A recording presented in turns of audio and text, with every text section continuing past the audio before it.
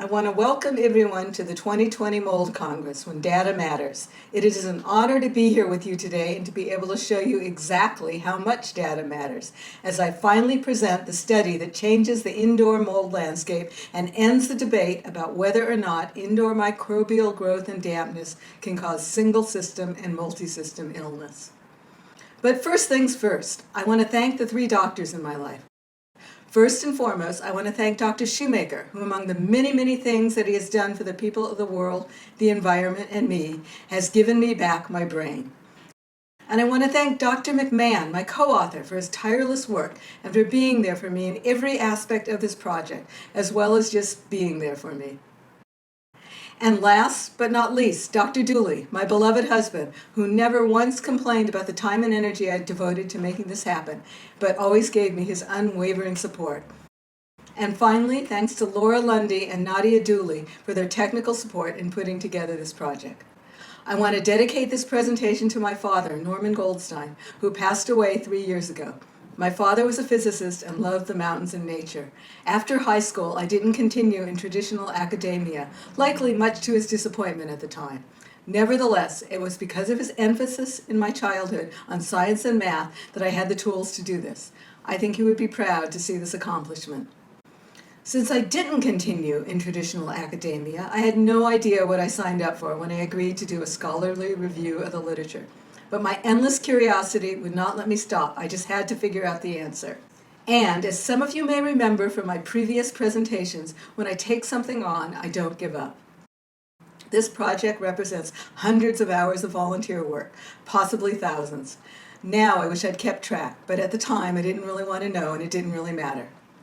Dr. McMahon was good at having interim deadlines that helped keep the work moving. Depositions, presentations to the government, and more depositions. I remember both of us pulling several all-nighters, and there were many nights when I'd work until I was literally falling asleep at my computer. Fortunately, my work schedule was accommodating, and my natural tendency, despite best intentions, is to be a night owl. I can trace the progress through the trips I made to Greece, New Zealand, Nepal, and multiple trips to India. While many spend their time on international flights watching movies, I was glued to my laptop. I remember being grateful for the pouring down rain in our last trip to New Zealand that kept us off our bicycles for a couple days when we first arrived, so I didn't have to feel guilty about having my nose buried in my computer. That was the trip where I taught myself how to program Excel to do calculations across multiple sheets in a workbook and to search and find data. I wanted to make absolutely sure that there weren't any errors in the data we were presenting and we were giving an unbiased presentation, because data always matters. But what matters more, and the reason behind why data always matters, is you and me and the world. It's data like this that can make a difference in righting some of the wrongs plaguing our planet, and that's the real reason why I didn't give up. I wanted to be part of making a difference. For me, it began 2 years ago, in May of 2018, with a casual email from my colleague Jeff, an indoor environmental professional. He had received a letter from Public Health England stating that there is currently no or limited evidence to suggest the exposure to mold and dampness would cause any of the neurologic, gynecological, musculoskeletal, and gastrointestinal symptoms.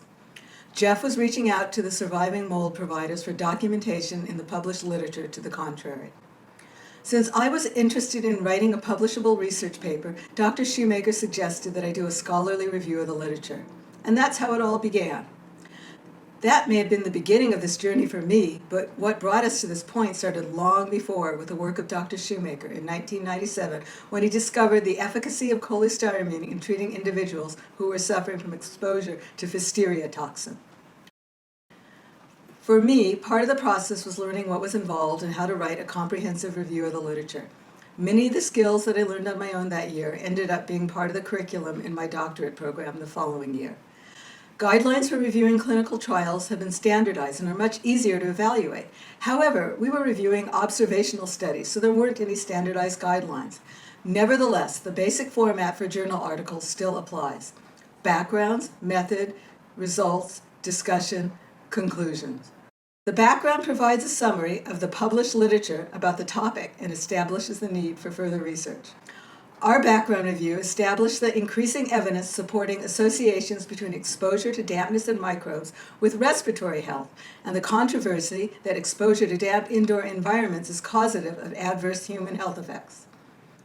We defined a water-damaged building as a structure with water intrusion not resolved within 2 days, followed by microbial growth and/or amplification. The evidence of microbial growth and/or amplification are visible mold, bacteria, and/or actinomycetes, musty smells, and abnormalities in mold testing, such as DNA-based mold testing. We trace the history of publications regarding the associations between adverse health effects on respiratory and allergic health problems from the 2004 publication of the Health Committee of the Institute of Medicine Damp Indoor Spaces Report to the 2009 World Health Organization report, and multiple meta-analyses and reviews between 2009 and 2018 investigating the risk of asthma or rhinitis associated with exposure to mold, culminating in a 2018 review by Coyote et al., concluding for the first time that there was both sufficient evidence of a causal relationship for asthma development and exacerbation, as well as sufficient evidence of an association with allergic rhinitis. However, broader health effects have less data and are still contested.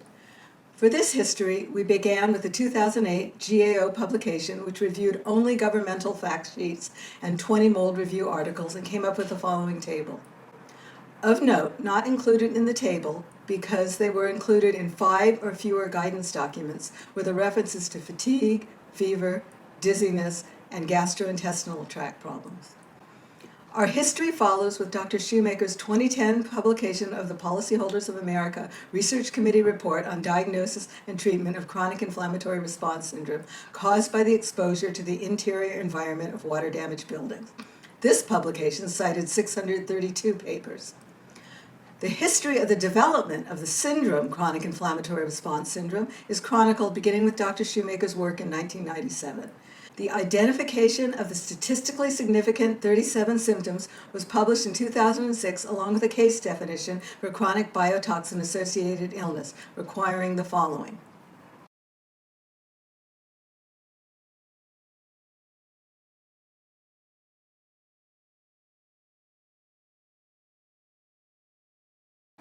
In 2008, the GAO report also offered a case definition which paralleled the 2006 case definition as follows.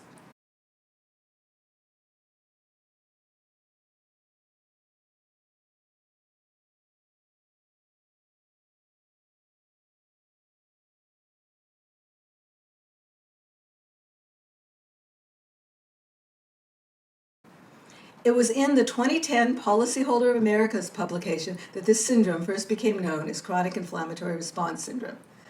The mechanism of illness proposed was dysregulated chronic innate immune activation.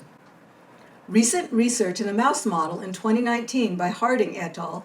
Provided testing of this hypothesis that repeated quantified doses of both toxic and non-toxic mold stimuli would cause innate immune activation with accompanying neural effects and cognitive, emotional, and behavioral symptoms.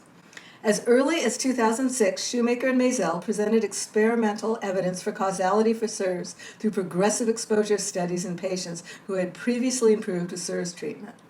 This research served to support the potential for causation of indoor microbial exposure and multisystem illness.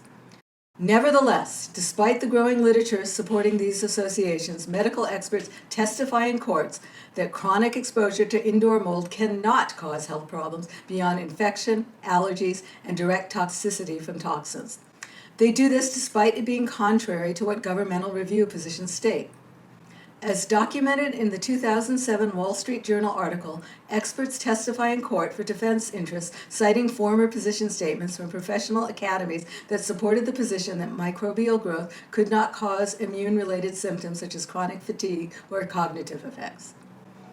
These statements have been published by the American College of Occupational Environmental Medicine, ACOEM, in both 2002 and 2011, and the American Academy of Allergy, Asthma, and Immunology, AAAAI, in 2006.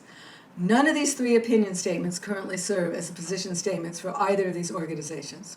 Dr. James Craner, a member and fellow of the ACOEM himself, criticized the ACOEM statement as a litigation defense report which omitted or didn't adequately acknowledge research validating the association between mold and building-related symptoms. In addition, the GAO criticized the AAAAI 2006 for failure to include assessment of known immunological effects. We sought to evaluate the sources of conflicting opinions by reviewing published literature to determine the current state of the medical literature. We searched published data to answer two key questions.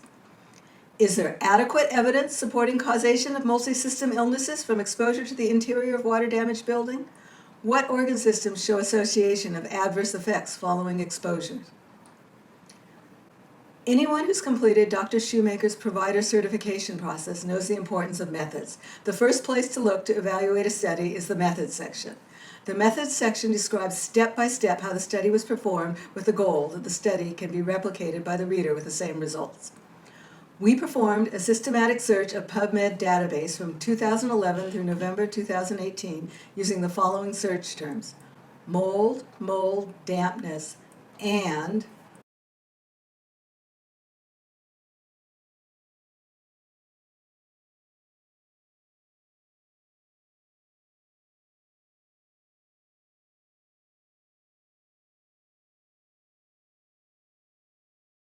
this search resulted in 1,396 articles. A flowchart is prepared showing the parameters for inclusion and exclusion in the review. We removed articles that reference the following: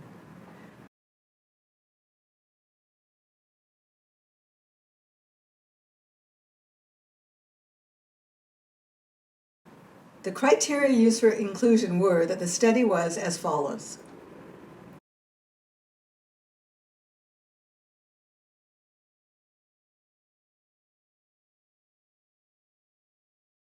The final number of articles was 114.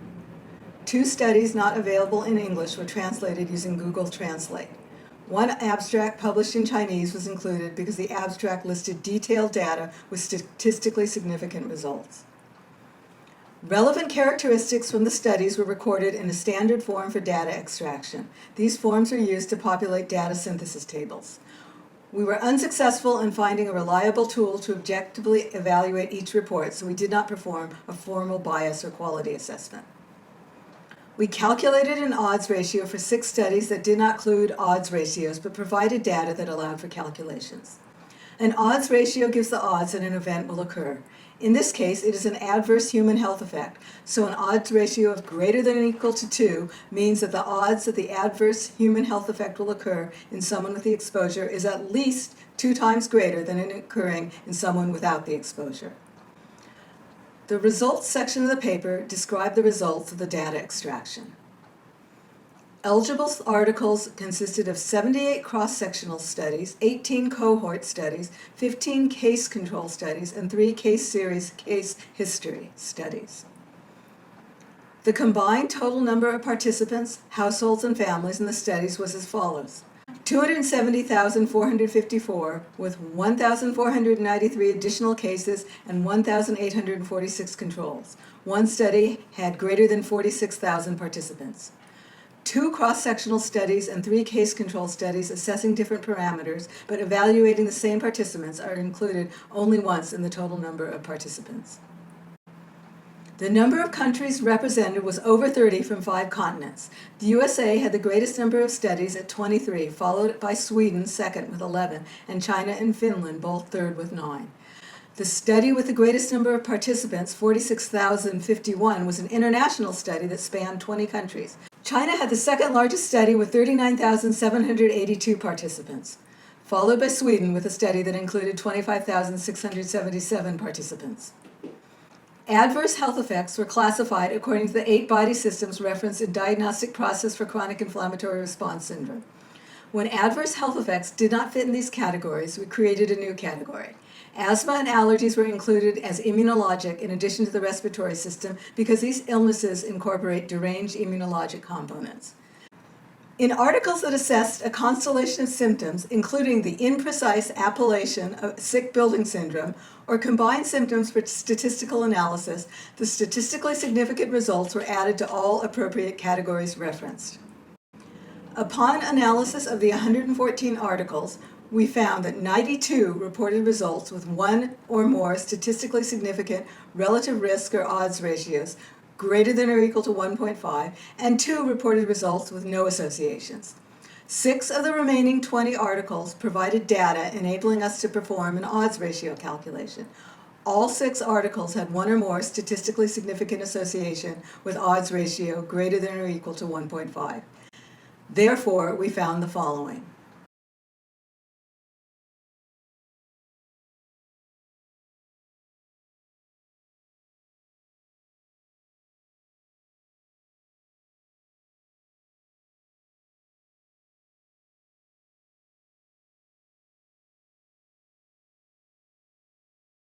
Of the remaining 14 articles, 13 did not publish data allowing for OR calculation, and 1 article reported an OR greater than or equal to 1.25. These studies' authors all reported their findings supported adverse human health effects. Therefore, we found that 112 of the 114, 98.2% of articles were supportive of associations between exposure to the interior of water-damaged buildings and adverse human health effects. The number of supportive studies and evidence varied for each system as different systems were examined in each study. 100 reports further supported previous works regarding respiratory, and 60 supported immunological effects. 24 supported general adverse health effects, and 16 studies supported cognitive decline. Fewer studies evaluated for the rest of the systems, with only 2 studies showing no associations with respiratory and immunological symptoms. One of those 2 studies also showed no association with dermatological symptoms. All other studies evaluated demonstrated 0 studies showing no associations with that system. In order to give more context for the associations with non-respiratory systems, we prepared an in-depth analysis of the specific articles that reference general, cognitive, neurological, gastrointestinal, musculoskeletal, and dermatological systems. 23.7% of the 114 met this criteria. These studies consisted of 17 cross-sectional studies, 6 cohort studies, and 4 case control studies. The combined total number of participants, households, and families in these 27 studies was 73,304, along with 334 additional cases and 342 controls. From these 27 articles, 13 were from Europe, including 3 from Finland and 4 from Sweden, 5 were from the USA, 3 from Korea, and 2 each from China and Japan. The remaining 2 were from Pakistan and Mexico. The largest single study was from China, with 36,541 participants, followed by a large study from the USA with 18,356 participants. 25 of these studies had at least one association with OR or RR greater than or equal to 2. 1 had an OR RR greater than 1.5, and the remaining 1, where an OR RR was not calculable, had statistically significant results with P less than or equal to 0.05. We found that in some studies, individual associations were not calculated. Instead, symptoms were grouped together, and often associations included symptoms from more than one system. For purposes of this review, if a symptom was included within a group of symptoms and statistically significant results were found for that group, it was considered an association in the combined category. Individually statistically significant associations were listed individually. From our finding of 24 articles referencing general symptoms, 12, 50%, were combined references, and 10, 42%, were individual. The remaining 2 references were supportive studies where statistically significant results were not calculable, but both the report's authors considered the studies supportive. For cognitive symptoms, out of 16 articles, 5, 31%, were combined references, and 7, 44%, were individual. For neurologic symptoms, out of 10 articles, 4, 40%, were combined references, and 5, 50%, individual. For gastrointestinal, out of 9 articles, 5, 56% references were combined, and 0 individual. For musculoskeletal, out of 8 articles, 3 references, 38% were combined, and 1, 13% individual. And for dermatologic, out of 14 articles, 4, 29% references were combined, and 6, 43% individual. 2 studies in this group found statistically significant results for combined association in all 6 systems. Since these were not individual associations, this may not represent statistically significant results for the individual system. The cross-sectional study from China with 36,541 participants reported individual statistically significant associations for general and cognitive symptoms, along with combined statistically significant associations for cognitive and gastrointestinal symptoms. For individual associations, Thomas et al. 2012 found statistically significant results in 5 of the 6 select systems. No data was collected for gastrointestinal symptoms. In order to be consistent with our categorization, we considered the symptom aching all over to be a musculoskeletal symptom, whereas Thomas et al. Included it in constitutional, general.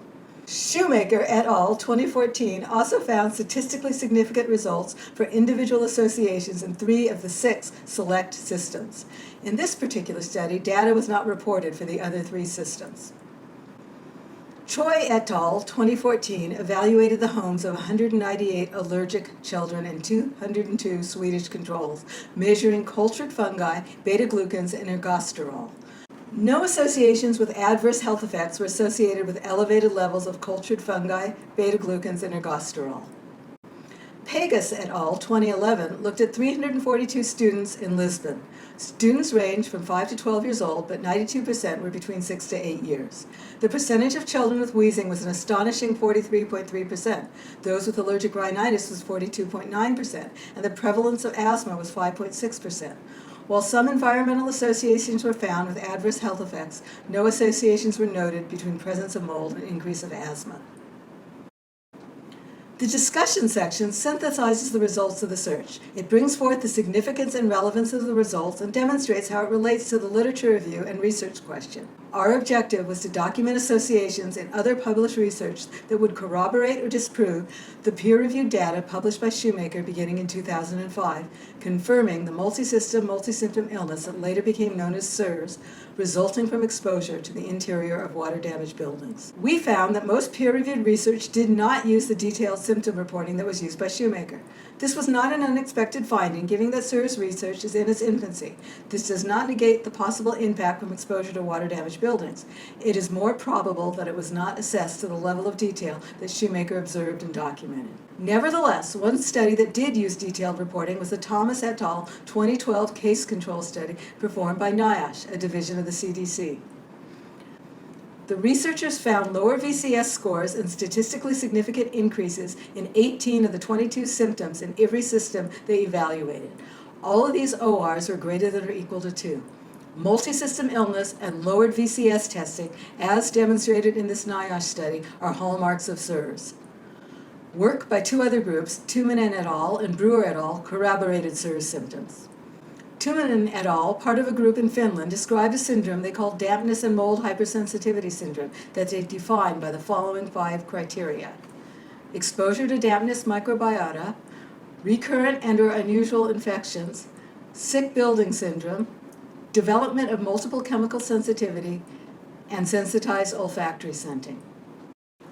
Despite the preponderance of evidence supporting associations between exposure to water-damaged buildings and adverse health effects to the respiratory system, it took 2 decades for causality for asthma to appear in published literature. Given this history, and that it is frequently stated that it takes an average of 17 years for research to translate into clinical practice, we consider these initial findings documenting many associations with exposure to water-damaged buildings and multisystem, multisymptom illness evidence of causation. The core argument of the ACOEM 2002 article was the hypothesis that it would be difficult to accumulate sufficient mycotoxin in a water-damaged room to give people significant illness. A mathematical model and proof were offered to make this point. Subsequent studies have shown some assumptions made and some of the constants used in this proof were incorrect on the order of several magnitudes. The hypothesis itself has never been successfully tested. The AAAAI 2006 article was built on the same hypothesis. The evidence presented in our results documents that their hypothesis is incorrect and that the ACOEM and the AAAAI articles do not reflect current evidence-based medicine. The limitations section of a review article discussed the strengths and weaknesses of a study. The limitations of our study were inclusion of an abstract in our results, lack of a formal quality analysis and risk of bias assessment. We did not attempt to search for unpublished data, exclusion of systematic review and meta-analyses, although most supported the conclusions, Some of the articles did not directly correlate symptoms with exposures. Some of the articles grouped symptoms together, so associations were with symptom combinations. Nevertheless, based on the total number of statistically significant results, the number of supportive articles, the very large number of subjects, and the total number of supportive references we found, we believe that there is enough evidence to support our conclusions. The conclusion of a review paper summarizes the major findings and provides direction for more research. Our major findings can be found in these three tables.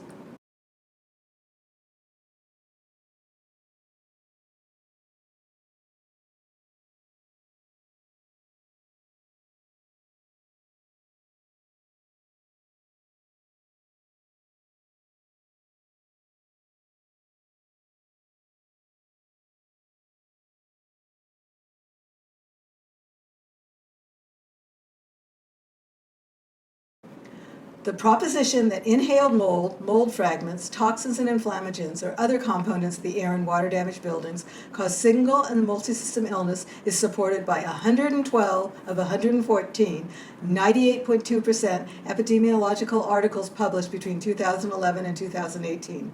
The following should also be noted. Varying number of articles supported neurologic, gastrointestinal, musculoskeletal, dermatologic, and other systems. Only 2 studies, 1.8%, showed no associations with respiratory symptoms and immunological findings, with one of the 2 also showing no association with dermatological findings. All other systems evaluated demonstrated 0 studies showing no associations with that system when the system was studied. These percentages reflect the number of studies evaluating a particular system included in the 114 studies evaluated in this report. For instance, only 16 of the 114 studies, 14%, reviewed cognitive decline. All 16 of those 16 reports, 100%, were supportive of cognitive decline related to chronic exposure to indoor microbial growth and dampness. Those 16 papers make up 14% of the 114 articles evaluating all the previously noted body systems. Peer-reviewed publications document that approximately 25% of the population have a genetic susceptibility for developing SIRS.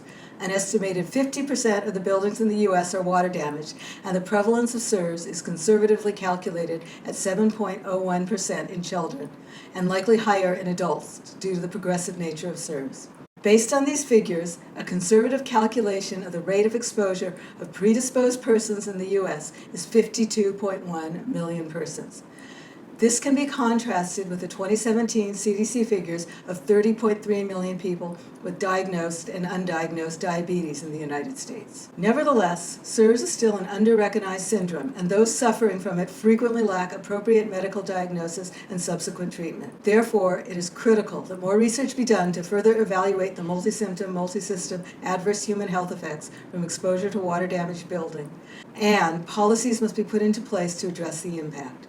We plan further data analysis in order to assess the feasibility of a meta-analysis and update to this review.